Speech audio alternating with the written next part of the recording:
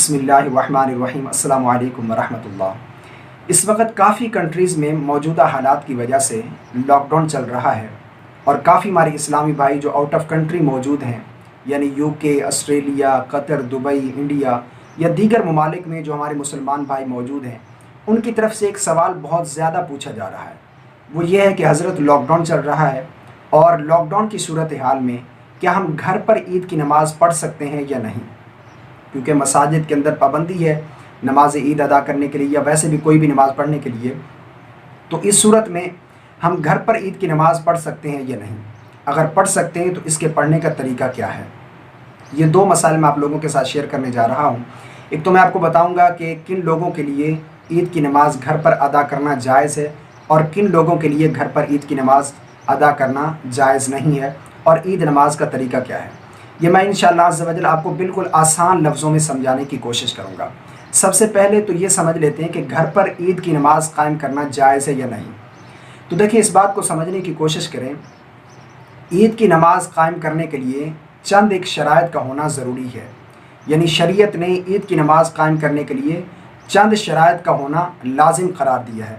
वो ईद की नमाज़ हो या जुम्मतुल मुबारक की नमाज़ हो, उन दोनों के लिए चंद एक शराइत का होना ज़रूरी है। वो शराइत क्या है? एक शर्त तो यह है कि सुल्तान इस्लाम की इजाज़त का होना ज़रूरी है, यानी अगर आप जुमे की नमाज़ कायम करना चाहते हैं या ईद की नमाज़ कहीं पर कायम करना चाहते हैं तो वहाँ पर सुल्तान इस्लाम की इजाज़त का होना ज़रूरी है। अगर सुल्तान इस्लाम नहीं है तो उसके नायब की इजाज़त का होना ज़रूरी है। अगर इस्लामी सल्तनत नहीं है, यानी जिस तरह आउट ऑफ कंट्री यूरोप वगैरह में इस्लामी सल्तनत नहीं है, तो वहाँ पर यह है कि वहाँ पर जो मौजूदा सहीहुल अक़ीदा अहकाम शरइया जारी करने वाला आलिम दीन है, मुफ्ती है, उसकी इजाज़त का होना ज़रूरी है। अगर वो इजाज़त दे दे तो आप जुम्मतुल मुबारक और नमाज ईद की नमाज़ कायम कर सकते हैं। अगर इनकी इजाज़त नहीं है तो फिर आप घर पर ईद की नमाज़ कायम नहीं कर सकते।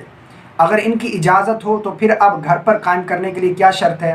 तो देखें, जमात में जो तादाद है लोगों की वो कम से कम 4 लोग होना ज़रूरी है, यानी एक इमाम हो, इमाम के अलावा 3 बालिग मर्दों का होना ज़रूरी है।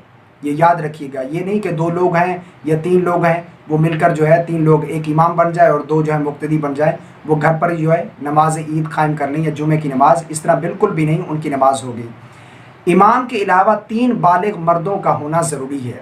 इस तरह भी नहीं है कि 1-2 बालिग मर्द हों और एक नाबालिग हो, या 2 बालिग मर्द हों और 3 घर की ख़वातीन हों। इस तरह भी नमाज ईद या जुम्मतुल मुबारक की ईद कायम नहीं होगी। ये शराइत हैं। अब मैं इसको आसान कर देता हूँ। देखें, जिस कंट्री में आप मौजूद हैं, जहाँ पर आप रहते हैं, वहाँ पर अगर इस्लामी सल्तनत है तो वहाँ पर बादशाह वक्त का इजाज़त का होना ज़रूरी है या उसके नायब का, या फिर जहाँ पर आउट ऑफ कंट्री यूरोप वगैरह में जहाँ पर रहते हैं वहाँ पर क्योंकि इस्लामी सल्तनत तो नहीं है, वहाँ पर जो अब सही अक़ीदा जो अहकाम शरिया जारी करने वाला जो मुफ्ती है, जो आलिम दीन है, उसकी इजाज़त है।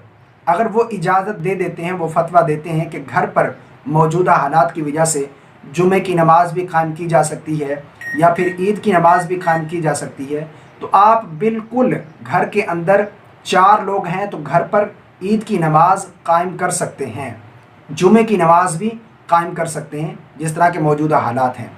लेकिन अगर उनकी तरफ से इजाज़त नहीं है, यानी बाज़ कंट्रीज़ में ऐसे है कि वहाँ पर इजाज़त नहीं है, उलमा ने इजाज़त नहीं दी कि घर पर ईद की नमाज़ कायम करें या जुम्मतुल मुबारक की नमाज़ घर पर कायम करें। अगर उनकी इजाज़त ना हो, उनकी इजाज़त के बग़ैर अब आप अपनी मर्ज़ी से घर के अंदर 4 लोग मिलकर नमाज़ पढ़ रहे हैं या 5 मिलकर जो है नमाज़ पढ़ रहे हैं, तो आपकी नमाज बिल्कुल नहीं होगी। इसलिए ये शराइत नहीं पाई जाती जो मैंने आपके सामने बयान की है। अगर ये शराइत पाई जाती हैं, अगर आपको इजाज़त है, उलमा ने पहले से इजाज़त दे रखी है कि आप जुमे की नमाज़ भी पढ़ें या ईद की नमाज़ भी पढ़ें, तो आप फिर घर के अंदर ईद की नमाज़ कायम कर सकते हैं, बिल्कुल जायज़ है, आपकी नमाज हो जाएगी।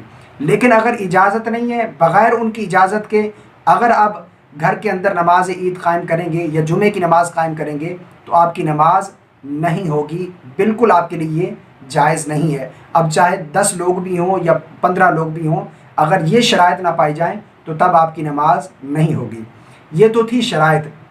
यानी ईद नमाज कायम करने की जो शराइत थी वो मैंने आपके सामने बयान की है।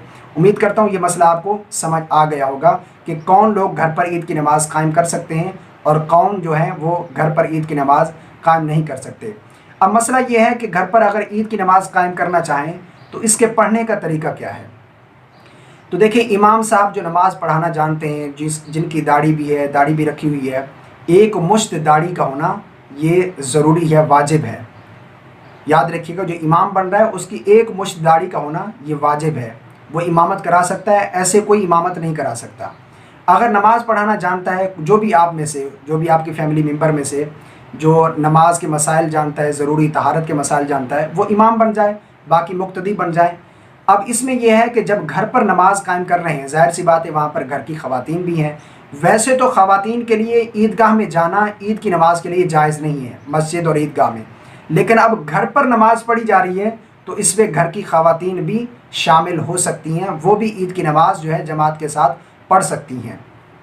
इसका तरीका यह है, जो मुक्तदी हजरात पढ़ेंगे नमाज, उसका तरीका जो है उस पर मैंने ऑलरेडी एक क्लिप जो है रिकॉर्ड करवा चुका हूँ। वो वीडियो आपको, उसका लिंक जो है डिस्क्रिप्शन में मिल जाएगा या वीडियो के एंड में आपको वीडियो मिल जाएगी। लेकिन मैं यहाँ पर जो पढ़ाने जा रहा है उसका तरीका बयान कर रहा हूँ कि वो किस तरीके से पढ़ाएगा। सबसे पहले तो नियत करेंगे। नियत दिल के पुख्ता इरादे को कहते हैं। आप नियत कर लें कि मैं इनको नमाज़ पढ़ाने के लिए, ईद की नमाज़ पढ़ाने जा रहा हूँ और मेरे पीछे औरतें भी हैं। अगर औरतें मौजूद हैं तो उनकी नियत ज़रूर करेंगे, दिल के अंदर इरादा ज़रूर करेंगे। अगर नहीं करेंगे तो उनकी नमाज नहीं होगी। औरतों की नियत भी करेंगे नमाज़ पढ़ाने की, और मर्दों की भी, मैं नमाज़ पढ़ाने जा रहा हूँ, ईद की नमाज़ पढ़ाने जा रहा हूँ, मैं ख़ुद इमाम बन रहा हूँ। ये नियत दिल के इरादे को कहते हैं। उसके बाद अल्लाहु अकबर कहते हुए हाथों को कानों तक बुलंद करेंगे और नाफ के नीचे बांध लेंगे। अल्लाहु अकबर, हाथ बांध लिए अब आपने। अब सना पढ़ेंगे। ये इमाम का तरीका बता रहा हूँ, मुक्तदी के लिए अलग तरीका है, उस पर वीडियो ऑलरेडी मौजूद है, वो वीडियो जाकर वॉच कीजिएगा। पहली तकबीर कहने के बाद हाथ बांधेंगे, सना पढ़ी जाएगी। सुबहानक अल्लाहुम्मा व बिहम्दिका व तबारक अस्मुका व तआला जद्दुका, पूरी सना मुकम्मल करेंगे। सना पढ़ने के बाद अब आऊज़ बिल्लाह बिस्मिल्लाह नहीं पढ़ेंगे। फिर तकबीर कहेंगे अल्लाहु अकबर। इस बार भी हाथों को कानों तक जो है बुलंद करेंगे और फिर हाथ बांधने नहीं है, अब हाथों को स्ट्रेट छोड़ देना है, सीधा छोड़ देना है। दूसरी तकबीर पर, पहली तकबीर पर हाथ बांधे, सना पड़ी।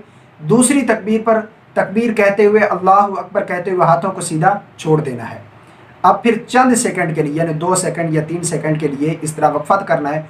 उसके बाद फिर तीसरी तकबीर कहेंगे अल्लाहु अकबर। अब भी हाथों को कानों तक बुलंद कर कर फिर दोबारा से हाथ सीधे स्ट्रेट छोड़ देने, हाथ बांधने नहीं है। ये 2 तकबीरें होंगी, 3 तकबीरें होंगी, यानी एक तकबीर पर हाथ बांधे थे और 2 तकबीरों पर हमने हाथ छोड़ दिए। उसके बाद फिर चौथी तकबीर कहेंगे अल्लाहु अकबर। अब अल्लाहु अकबर कहते हुए हाथों को कानों तक बुलंद करके फिर हाथ छोड़ने नहीं है, फिर दोबारा से हाथों को बांध लेना है। अब आप जो है आऊज़ बिल्लाह पढ़ेंगे, बिस्मिल्लाह पढ़ेंगे। उसके बाद सूरह फातिहा की तिलावत करेंगे बुलंद आवाज़ से। आऊज़ बिल्लाह बिस्मिल्लाह आहिस्ता पढ़ेंगे और सूरह फातिहा की तिलावत जो है बुलंद आवाज़ से करेंगे। उसके साथ कोई सूरत मिलाएंगे, फिर रुकू और दोनों सजदे। ये एक रकत का तरीका। दूसरी रकत में जब खड़े होंगे तो बिस्मिल्लाह पढ़ने के बाद सबसे पहले आप सूरह फातिहा पढ़ेंगे। सूरह फातिहा के बाद फिर आप कोई सी भी सूरत मिलाएंगे। सूरत मिलाने के बाद अब जो है तकबीरें पढ़ी जाएंगी। पहली रकत में किरात से पहले तकबीरें पढ़ी जाएंगी और दूसरी रकत में किरात के बाद जो है तकबीरें पढ़ी जाएंगी। अब कैसे तकबीरें होंगी, अब आपने जैसे ही सूरत मुकम्मल की तो अल्लाहु अकबर कहते हुए हाथों को कानों तक बुलंद किया और अल्लाहु अकबर कहते हुए हाथों को छोड़ दिया स्ट्रेट। ये एक तकबीर हो गई। दूसरी तकबीर पर भी इसी तरह आपने हाथों को कानों तक बुलंद करना है, अल्लाहु अकबर कहते हुए हाथों को सीधा स्ट्रेट छोड़ देना है। 2 तकबीरें होगी। उसके बाद तीसरी तकबीर अल्लाहु अकबर कहते हुए हाथों को कानों तक बुलंद करके सीधे स्ट्रेट हाथ छोड़ देने। ये 3 तकबीरें। तीनों तकबीरों में आपने सीधे स्ट्रेट हाथ छोड़ देने। उसके बाद फिर बग़ैर हाथ उठाए अल्लाहु अकबर कहते हुए सीधा रुकू में चले जाना है। यानी अब कानों तक हाथ नहीं उठाने, जैसे ही आपने हाथ छोड़े हुए थे वहीं पर अल्लाहु अकबर कहते हुए रुकू में चले जाना है। इसी तरह फिर रुकू से खड़े होंगे, दोनों सजदे करेंगे, अत्तहियात दुरूद शरीफ दुआ पढ़कर नमाज मुकम्मल हो जाएगी। इसके बाद फिर जो है खुतबा पढ़ा जाएगा। जुमे की नमाज में पहले खुतबा पढ़ा जाता है, बाद में नमाज़ पढ़ी जाती है, लेकिन ईद की नमाज में पहले नमाज पढ़ी जाती है, उसके बाद खुतबा पढ़ा जाता है।